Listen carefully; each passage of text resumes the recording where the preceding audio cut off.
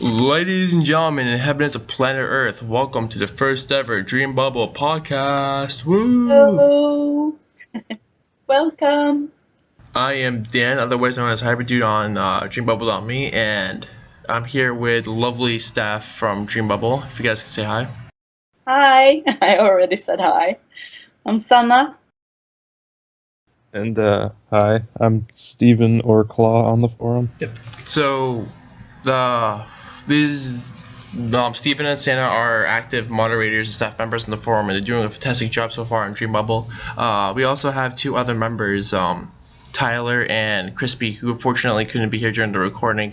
I'm part responsible for why Crispy wasn't here, because I tried some program to record and it ended up backfiring because it was a free trial, and Crispy had to go on an emergency while I was trying to figure out how to do this while we were here.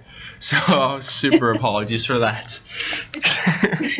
But It's hard yeah, to get all. it's all good. Schedules. I'm pretty sure he put a Krispy Kreme donut on his chair right now with the headset on, so he'll be here as a donut.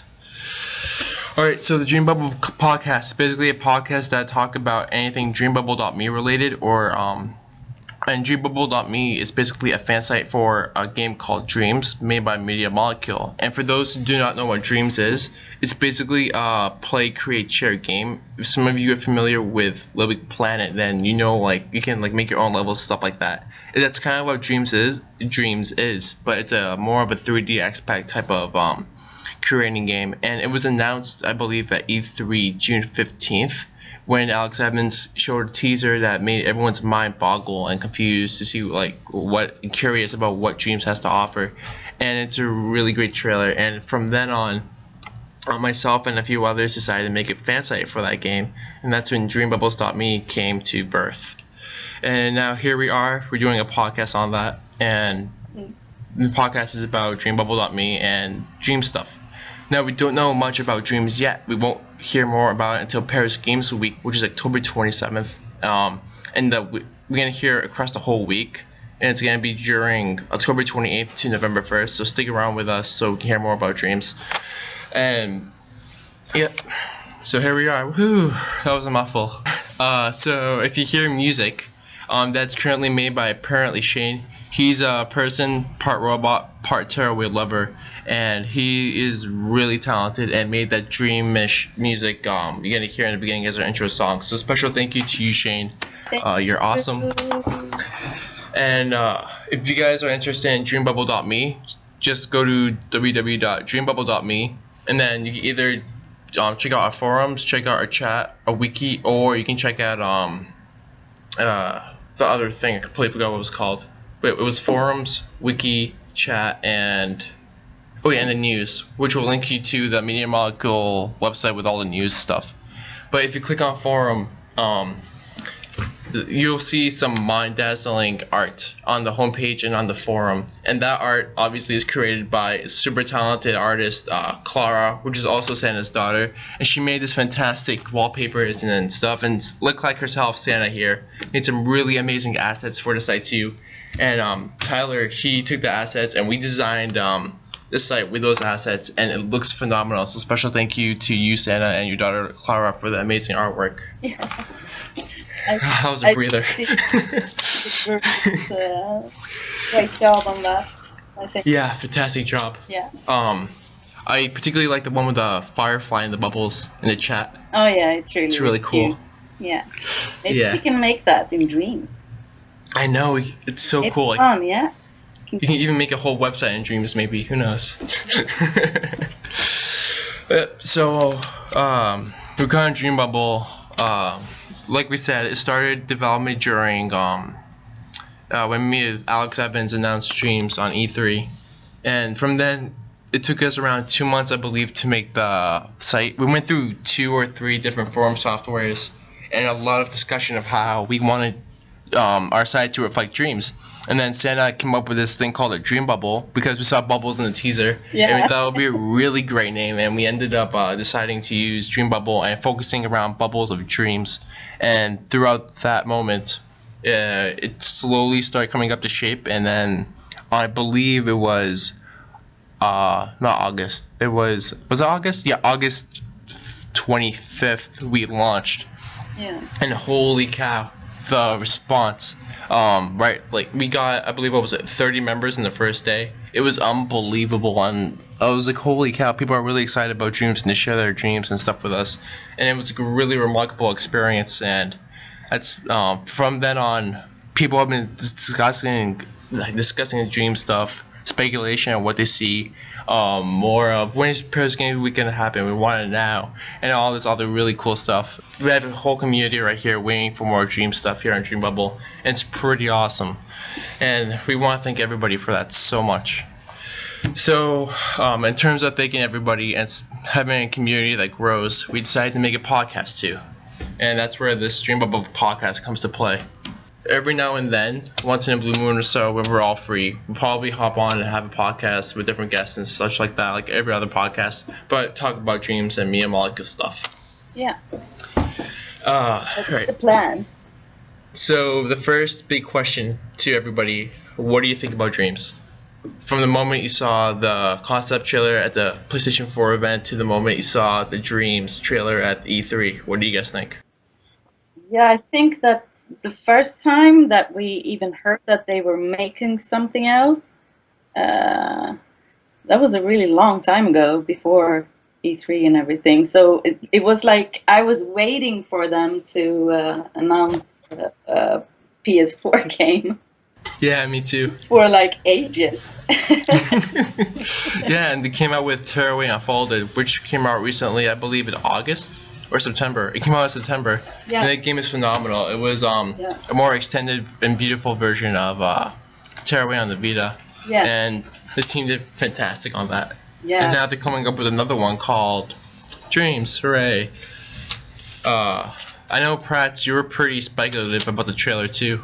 I remember a couple months ago you were telling me about some things you noticed, and when you were scourging Mini Molecule site for assets, see what they were called and stuff like that. Yeah, I think a lot of it like ended up being officially, I guess, announced like later on. Like we had no idea what the little floating pink things with glasses cotton were. balls. Oh, with the glasses. yeah. Yeah, now we actually do know that they are for sure called imps. Yeah. And that you can customize them. It's gonna be amazing, yeah. So cool. Of course. Different colors. Yeah. Yeah. I'm also thinking about, the only thing that I can think about when it comes to dreams is that speculating. It feels like I've been speculating about it for, ever. And I know, yeah. different It's like games has been, going through my head and how it's going to be like. And there's so many questions. it's gonna be insane. Yeah. I'm so excited. The first word I think of me in Molecule is innovative. And when innovative comes to play in a video game, it's gonna be huge. Yeah. It's like Donald Trump huge. But anyway, that was a bad joke. Ew. Speaking of creation games, me and Molecule has a lot of experience, particularly with Little Big Planet, which was a previous Play Create Share game. They made the first and second one, and I was reading this discussion here by, I believe it was by community member Hardcore Noob, and he was trying to discuss about how did me and Molecule learn from Little Big Planet and how can they incorporate their mistakes and experience to making dreams. And he was talking about how they can share levels and stuff, because in dreams you can collaborate with other people with a focus on multiplayer to create stuff and sharing them, edit them, and remix them.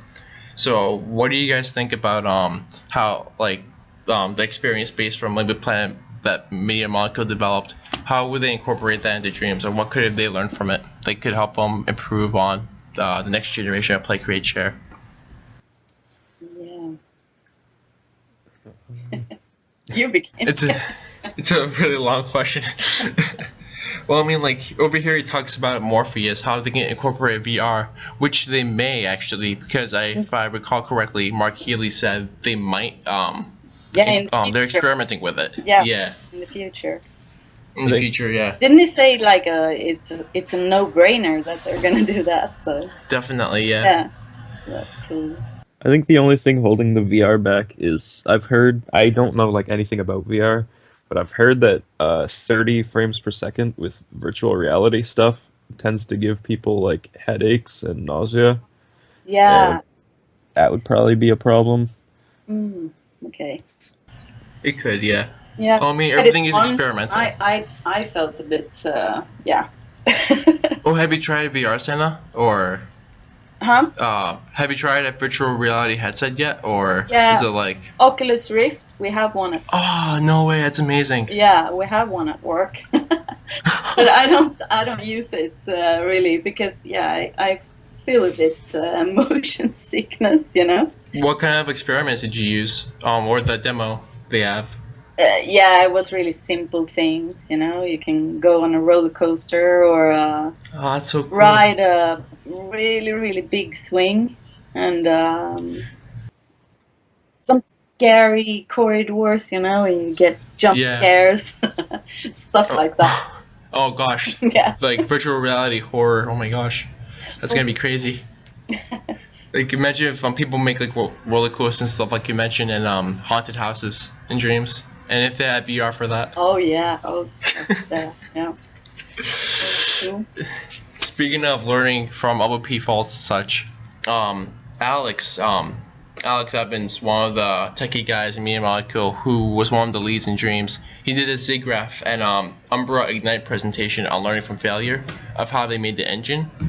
Now, I don't know if you guys checked out the presentation itself or the half-hour video. It's a really, really interesting how he talks about everything. It's pretty much, I know Crispy watched it twice. I wish he was here to talk about it. But he asked Alex so many questions about it, and he told him a lot about all the engineering stuff. I wish he was here to share it, but I found that presentation really interesting. I don't know if you guys checked it out yet, or... I like skimmed through most of it, I think. It was really cool. Yeah.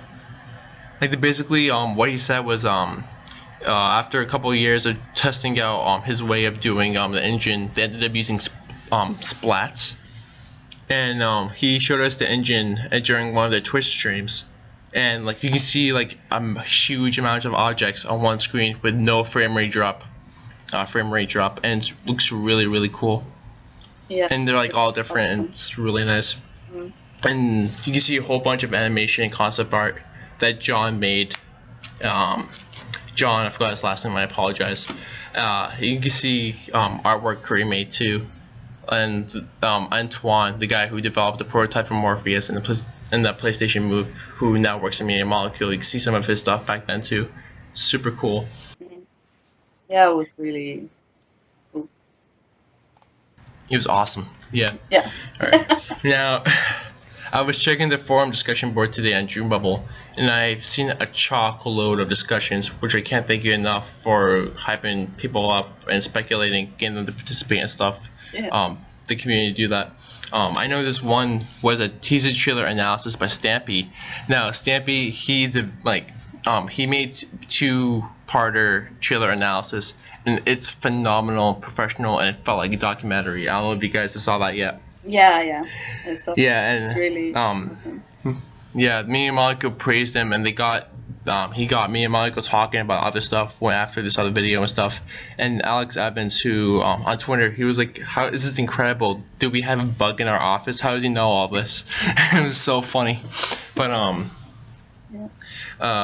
yeah, the teaser trailer was really good. He talked about concepts of how stuff could play out, and I know Mark praised him at the Twitch stream, and I know Alex admired his work too. It's really cool. There was also discussion about dreams. There was a thread here that interested me. A theory of who you play as in dreams, because I know in previous Media Molecule games you can play a Sackboy for Little Big Planet. They're iconic characters. So do you think dreams will have one? Yeah, I've been thinking about that. maybe not. Maybe it will be a created character if you are on. I mean, from the community in that dream you're in. Maybe, I don't know. It would be really interesting. I know you get to use imps, like the imps. Yeah, that Steven was talking about, like those little puffballs. Yeah. Maybe they could be like.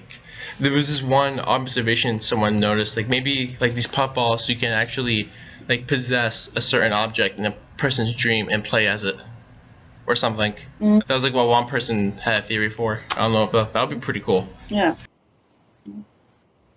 Yeah, we're thinking about that whole thing with the pod or how it's going to be like, and playing online together with friends and things like that. How it will work. Yeah.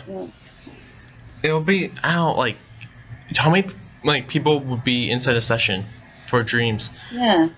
Like for me and Molecule, they have 4 players for in a pod. But like Alex says, there's no pod whatsoever. No. And no, it's like a Wikipedia type of thing. Like you hop from one thing, you automatically go to another out of curiosity. Like from Batman to going on a farm to other weird stuff. Like it's all connected in a way. Like all very lucid. Yeah. So how can you maintain one character through all of that? I don't know what they did, but that would be pretty interesting. Yeah. I know they talked about doing game jams too, like collaboration. So like I don't know how the create mode would work. Like, do they put us all on one canvas and we all create together? Yeah, that would be so cool. That would be so. Creating together in 3D.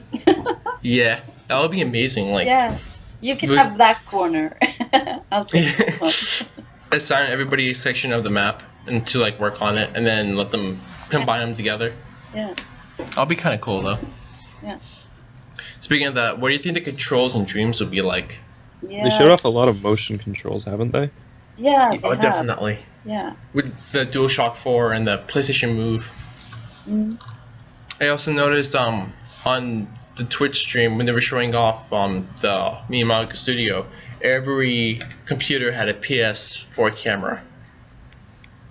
Oh. So I don't know. Oh yeah. Okay. I'm not sure if like it's required or not. Maybe it's for better accuracy. Yeah, maybe. We'll see how that goes. It's really cool. I know we can use R2 to like paint because I saw the teaser trailer that some guy's hand to do that, and you can like move the controller up, down, left, right, and the D-pad scale. But I remember a tweet from Alex Evans. He said that they're constantly updating the UI, and that Antoine like he wants to be a perfectionist. Like he wants the 3D UI to be perfect. So they always keep on. My computer just shut off when I was talking, and I had a mini heart attack. An epic James Bond moment, but it's fine. Okay. We are back. Whatever we were talking about, feel free to talk about it more, because I completely forgot what we were talking about. Yeah. They're obviously going to be improvising the controls every now and then. Hopefully, when we see more of it, we'll see the final version. If not, we'll see some version of it that's more modified. Who knows what happens? Things can change. Okay, we covered pretty much everything we wanted to talk about today. Of course, with Dreambubble, we have this thing called Side Challenge, where you do side challenges. We just hosted our first 2, which gave us more emotes, and we have one where we get to pick a name for our for me and Maliko's Dreams Engine, which was a phenomenal opportunity, which I didn't expect to have, but I was really grateful. We are all really grateful for. Super cool. We got like 60 entries, and it was amazing. People created logos and went as far as making GIFs and stuff. And the winner is going to be actually picked as a name that's going to be in the credits. The winner's name is going to be in the credits, official engine name or something like that. And the engine is going to be referred to that name. Stay tuned for the winner this Friday at Dreambubble Twitch stream. That's going to be in Paris. I believe starts at 11:30 Eastern Time, 4:30 GMT. So for the site challenge 2, everyone who participates gets a rare site trophy created by Pratt's. And special thanks to Crispy for organizing the whole thing and the logo from Steven all in less than 2 days, because we wanted to get this thing off as soon as possible, because it was on Twitch. Alex wanted to know what we wanted to name well, he wanted Twitch to know what we wanted to name the engine, so we thought to make it a competition, and we all worked fast and made it happen, and here we are today. So the winner will be announced this Friday, and Molecule stream this Friday, and then they'll be in the game's credits. That's pretty awesome. Alright everybody, that wraps up our first episode for Dreambubble Podcast. It was very intense and awesome and action-packed. We need a sequel or something. Hopefully the next time we have a podcast, we'll have some guests and some other people. Hopefully Crispy and Tyler will come back and help talk and join us. It'll be really fun, and I hope you guys enjoy this too. Feel free to stop by dreambubble.me, dreambubble.me, and check out the forums and sign up, have fun, join the party. Paris Game Week is going to be busy. Feel free to watch the stream at our website and even chat with us in our live chat. And follow us in Bubble Dreaming, at Bubble Dreaming on Twitter, where we'll be showcasing some really, all Dreambubble related stuff, and be tweeting fan art for Dreams, stuff like that. It's all good fun. Yeah, and I believe that's just about everything. Wow. Thank you for joining the first ever podcast. Thank you again to Shane and to everybody who made this all possible. Shane for the intro. And special thanks to, of course, for the logo, for Clara for making the headphone logo, which I'm going to put up. Will be on SoundCloud, and hopefully I'll put the audio version on YouTube when I get the chance. Special thanks to whoever edits this too, which I believe it's either Steven or Uklak. But all in all, I can tell this is going to be one really fun episode to mess with. Maybe we can say goodbye. Oh yeah, I'm still recording. Good point. Bye. Okay. Bye bye everyone. All right.